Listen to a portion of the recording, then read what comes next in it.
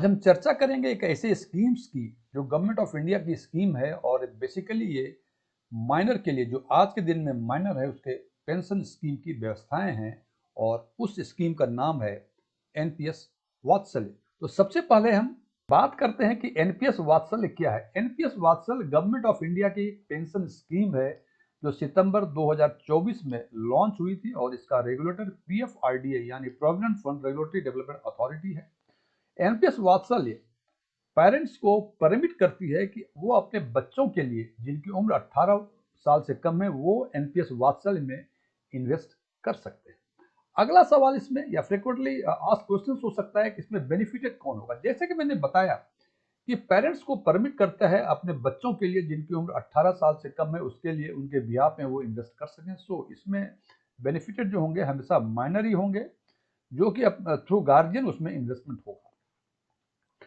यदि बात करें इसके मिनिमम कंट्रीब्यूशन की तो साल में कम से कम 1,000 रुपये आपको इसमें इन्वेस्ट करने पड़ेंगे।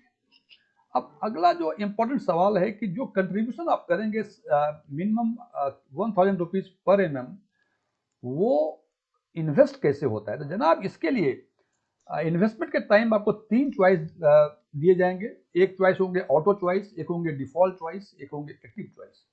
ऑटो चॉइस मतलब कि आप इन 3 चॉइस में से एक, ऑटो चॉइस में है एग्रेसिव लाइफ साइकिल फंड 75, दूसरा है मॉडरेट लाइफ साइकिल फंड 50 और तीसरा है कंजर्वेटिव लाइफ साइकिल फंड 25। इन तीनों में से आपको एक चॉइस आपको चूज करना पड़ेगा। एग्रेसिव लाइफ साइकिल फंड 75 का मतलब जो भी कंट्रीब्यूशन होगा उसका 75% इक्विटी में जाएगा। मॉडरेट एलसी फंड 50, इसका मतलब आपकी कंट्रीब्यूशन का 50% इन्वेस्टमेंट इक्विटी में जाएगा और कंजर्वेटिव मतलब केवल 25% ही आपके इन्वेस्टमेंट के इक्विटी फंड में जाएंगे। अब यदि बात करें कि आपने ऑटो चॉइस नहीं दिया, कोई चॉइस नहीं दिया, तो डिफॉल्ट चॉइस माना जाएगा। वो डिफॉल्ट चॉइस है मॉडरेट एलसी फंड 50, मतलब आपका जो भी कंट्रीब्यूशन होगा उसका 50% इक्विटी में इन्वेस्ट होगा। लेकिन यदि आप चाहते हैं कि ये इक्विटी का बैलेंस हम अपने आप करते रहें तो आपको एक्टिव चॉइस चूज करना पड़ेगा। और ये एक्टिव चॉइस में आपको 4 व्यवस्था है, 4 में से कोई एक्टिव चॉइस आप चूज कर सकते हैं। या तो कर सकते हैं कि equity up to equity up to 75% आप इसमें इन्वेस्ट कर सकते हैं। दूसरा है कि कॉर्पोरेट डेट में आप 100% इन्वेस्ट कर सकते हैं। तीसरा है कि गवर्नमेंट सिक्योरिटीज में 100% इन्वेस्ट कर सकते हैं। और 5% की आपको दिया गया है ये, वो किसी भी अल्टरनेट एसेट में आप इन्वेस्ट कर सकते हैं। मैं बता दूं इस चॉइस के बारे में कि एक ऑटो चॉइस होगी। इन ऑटो चॉइस में से आप इन 3 चॉइस में से एक चॉइस चुनना पड़ेगा। यदि आपने कोई चॉइस नहीं चुना तो डिफॉल्ट चॉइस हो जाएगा मॉडरेट एलसी फंड 50। और यदि आप चाहते हैं कि उसकी नियंत्रण जो आपका इन्वेस्टमेंट है वो कितना इक्विटी में करें, कितना कितना कॉर्पोरेट डेट में करें, कितना गवर्नमेंट सिक्योरिटीज में करें, ये आपके हाथ में है। आप ना ऑटो चॉइस चूज करेंगे ना डिफॉल्ट चॉइस आपका होगा, आप एक्टिव चॉइस चूज करेंगे। तो ये तो हुई कि आपका कंट्रीब्यूशन जो 1,000 रुपये कम से कम हर वर्ष है उसका इन्वेस्टमेंट किस एसेट क्लास में होगा। अब जैसे मैंने बताया कि इन्वेस्टमेंट 18 साल के नीचे, 18 साल की उम्र तक हो सकती है। 18 साल यदि पूरा होगा तो आपका इन्वेस्टमेंट बंद हो जाएगा। लेकिन 18 साल पूरा होने के पहले यदि हम ये सोचें कि पार्शियल विड्रॉल हो सकता है क्या, जनाब पार्शियल विड्रॉल तो हो सकता है, लेकिन इसके लिए कुछ कंडीशंस हैं, कुछ कंटीजेंसी सिचुएशन यदि माइनर्स का होगा जिसके नाम से है, पेरेंट के का नहीं बल्कि जिसके नाम से एनपीएस वात्सल अकाउंट खोला है आपने, उसका कुछ कंटीजेंसी सिचुएशंस लाइक एजुकेशन में पैसे चाहिए, कुछ इलनेस हो गई है, कुछ डिसेबिलिटी हो गई है। लेकिन डिसेबिलिटी में कंडीशंस है कि वो 75% से अधिक डिसेबिलिटी होगी, तभी आप 18 साल के पहले पार्शियल विड्रॉ कर सकते हैं। अब सवाल है कि कब कर सकते हैं और कितना कर सकते हैं।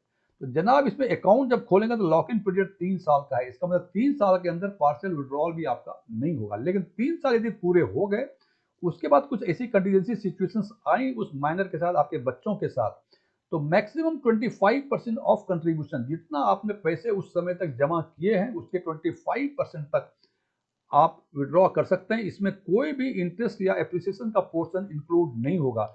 मान लीजिए आपने 10 लाख या 6 लाख रुपए आपने इन्वेस्ट किए हैं और उसका 25% 1,50,000 आप विड्रॉ कर सकते हैं before the attaining the age of majority जो आपका माइनर है, मेजोरिटी एज अटेन करने के पहले। और इसमें एक लिमिटेशंस और हैं कि पूरे टेन्योर में आप मैक्सिमम 3 बार पार्शियल विड्रॉ कर सकते हैं, मतलब 18 वर्ष पूरे होने के बाद। एक तो कंडीशन है कि 25% जो कंट्रीब्यूशन उससे अधिक नहीं हो सकता। दूसरा कंडीशन है कि मैक्सिमम 3 बार ही आप विड्रॉ कर सकते हैं। और तीसरा कंडीशन है कि लॉक इन पीरियड 3 साल है, मतलब अकाउंट जब खोलेंगे उसके 3 साल के अंदर तक आप कोई पार्शियल विड्रॉ नहीं कर पाएंगे। अब अगली चीज आती है कि इसमें अकाउंट जब खोलेंगे हम तो डॉक्यूमेंट क्या क्या चाहिए। तो जनाब सबसे पहले माइनर का डेट ऑफ बर्थ सर्टिफिकेट चाहिए। डेट ऑफ बर्थ सर्टिफिकेट के लिए आप बर्थ सर्टिफिकेट दे सकते हैं, आप स्कूल लिविंग सर्टिफिकेट दे सकते हैं, आप क्लास 10th का सर्टिफिकेट दे सकते हैं, आप पैन दे सकते हैं, आप पासपोर्ट दे सकते हैं। इन डॉक्यूमेंट में से कोई भी एक डॉक्यूमेंट देंगे तो माना जाएगा कि वो माइनर का डेट ऑफ बर्थ का सर्टिफिकेट का प्रूफ है। नंबर 2, जो भी गार्जियन होंगे उनका केवाईसी आपको कंप्लाई करना पड़ेगा। केवाईसी के लिए जो officially valid documents reserve bank of India ने प्रोवाइड किए हैं उसमें आधार है, ड्राइविंग लाइसेंस है, पासपोर्ट है, वोटर आईडी कार्ड है, नरेगा जॉब कार्ड है, एनपीआर नेशनल पॉपुलेशन रजिस्टर है। तो इनमें से कोई डॉक्यूमेंट दें, लेकिन कंडीशंस है कि वो डॉक्यूमेंट दें जिसके द्वारा गार्जियन का फोटो आइडेंटिटी और एड्रेस प्रूफ दोनों ही वेरीफाई हो जाए। इसके साथ तीसरा डॉक्यूमेंट है गार्जियन का पैन नंबर, पैन कार्ड। यदि pan card means permanent account number. यदि पैन कार्ड नहीं है तो फॉर्म 60 में आपको डिक्लेरेशन देना पड़ेगा। और चौथा कंडीशन है कि यदि गार्जियन एनआरआई है या ओसीआई है तो उस केस में माइनर का या तो एनआरई अकाउंट या एनआरओ बैंक अकाउंट होना चाहिए। ये अकाउंट या तो माइनर का अकेले हो सकता है या उस गार्जियन के साथ हो सकता है जो कि एनआरआई है। तो ये 4-5 डॉक्यूमेंट जो भी हैं, इन डॉक्यूमेंट को सबमिट करके आप अकाउंट इसमें एनपीएस वात्सल्य का अपने बच्चों का अकाउंट खोल सकते हैं। अब अगला सवाल, इसको कहाँ खोल सकते हैं, ये अकाउंट कहाँ खोलें।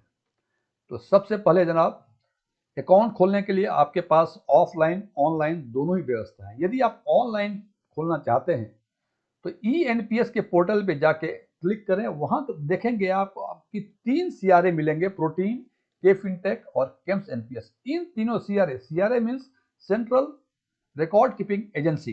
तो इन तीनों सीआरए में से एक सीआरए आपको सेलेक्ट करना पड़ेगा। उसके बाद एक सिंपल नेविगेशन है, आप डॉक्यूमेंट अपलोड करेंगे और नॉर्मल कोर्स में ये अकाउंट खुल जाएंगे। दूसरा है फिजिकल मोड में। फिजिकल मोड में ऑलमोस्ट जितने पब्लिक सेक्टर बैंक्स हैं जो डेजिग्नेटेड ब्रांच हैं उस ब्रांच में जाके या पोस्ट ऑफिस में जाके भी आप ऑफलाइन अकाउंट खोल सकते हैं, लेकिन इन दैट कंडीशन माइनर को साथ ले जाना आपके लिए जरूरी होगा।